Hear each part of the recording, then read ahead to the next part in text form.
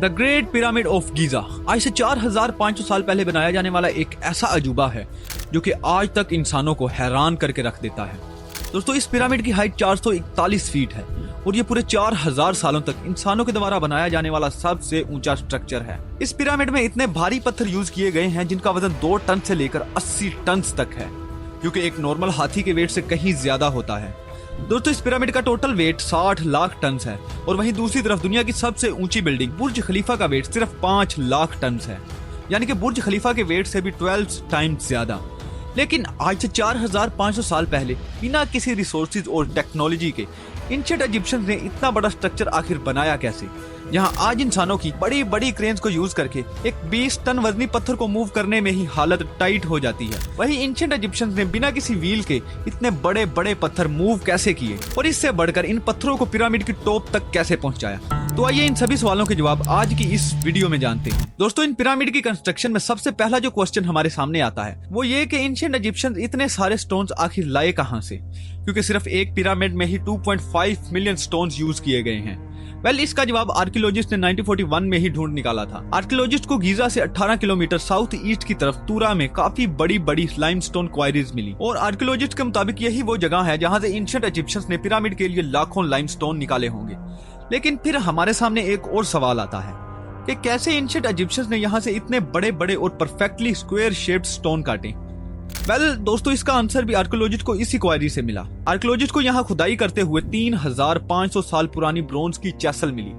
जी हाँ, सिर्फ इसी एक टूल की मदद से एंशिएंट इजिप्शियंस इतने बड़े बड़े स्टोन काटा करते थे। आर्कियोलॉजिस्ट के मुताबिक एंशिएंट इजिप्शियंस को इन टूल्स की मदद से एक परफेक्ट स्क्वायर शेप स्टोन काटने में कम से कम 1 दिन लग जाया करता था। दोस्तों, अगर देखें तो इन पिरामिड के कंस्ट्रक्शन में सिर्फ लाइमस्टोन ही यूज नहीं हुआ, बल्कि हमारी दुनिया का सबसे हार्ड पत्थर ग्रेनाइट भी यूज हुआ है। ये पत्थर इतना हार्ड होता है कि आज के टाइम में बिना ग्राइंडर के इस पत्थर को काटना ऑलमोस्ट इम्पॉसिबल है। और वहीं दूसरी तरफ एंशिएंट इजिप्शियंस ने ये पत्थर काटा ही नहीं, बल्कि इतना एक्यूरेट काटा कि इसमें 1 मिलीमीटर का डिफरेंस भी देखने को नहीं मिलता। लेकिन कैसे एंशिएंट इजिप्शियंस ने इतना हार्ड पत्थर काटा, क्योंकि चैसल से ये पत्थर कट ही नहीं सकता। और यही वो क्वेश्चन है जिसने पूरी दुनिया को सोच में डाला हुआ है। दोस्तों, अब पिरामिड की कंस्ट्रक्शन में दूसरा और सबसे इंपॉर्टेंट क्वेश्चन आता है कि कैसे एंशिएंट इजिप्शियंस ने बिना व्हील के इतने बड़े बड़े स्टोन्स क्वारी से कंस्ट्रक्शन साइट तक ट्रांसपोर्ट किए।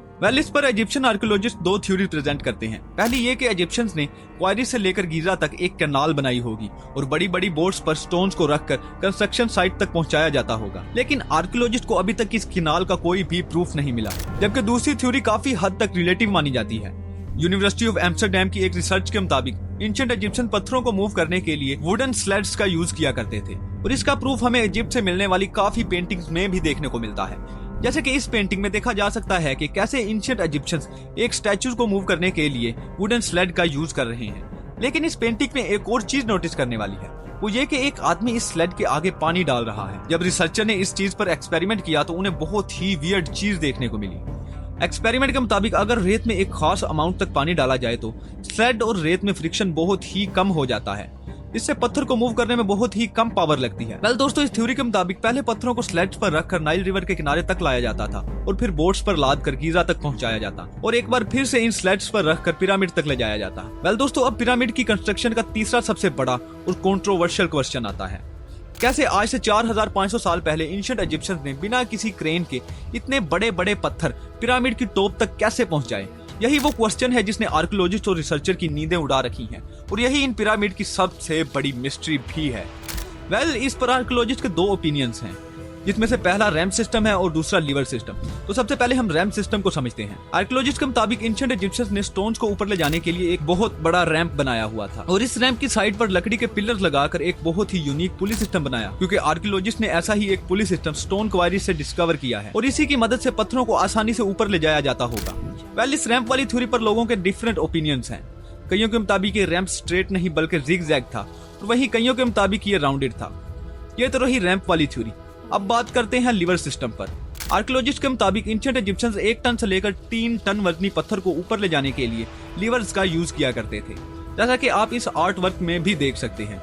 इसमें लीवर की एक साइड में पत्थर रखा जाता था और दूसरी साइड पर पत्थर के वजन के बराबर कोई चीज रखी जाती थी, जिससे पत्थर 20 फीट तक ऊपर फ्लिप हो जाता था। दोस्तों, पिरामिड ऑफ गीजा की कंस्ट्रक्शन तकरीबन 20 सालों में कंप्लीट हुई और इसमें एस्टिमेटेड 20,000 वर्कर्स ने काम किया। पर दोस्तों, ये थ्योरीज 100% एक्यूरेट नहीं है, क्योंकि archaeologist ancient Egyptian language hieroglyphic को डिकोड कर चुके हैं।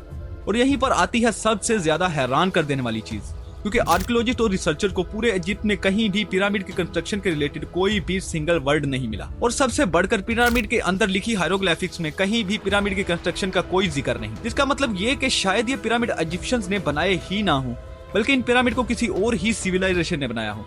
दोस्तों, आपका इस पर क्या ओपिनियन है कमेंट सेक्शन में जरूर बताएं। अगर वीडियो इंटरेस्टिंग लगी तो वीडियो को लाइक एंड सब्सक्राइब कर दें, और ऐसी ही और इंटरेस्टिंग वीडियोस ऊपर फ्लैश हो रही हैं, इन पर क्लिक करें। मैं आपको वहीं मिलूंगा। शुक्रिया।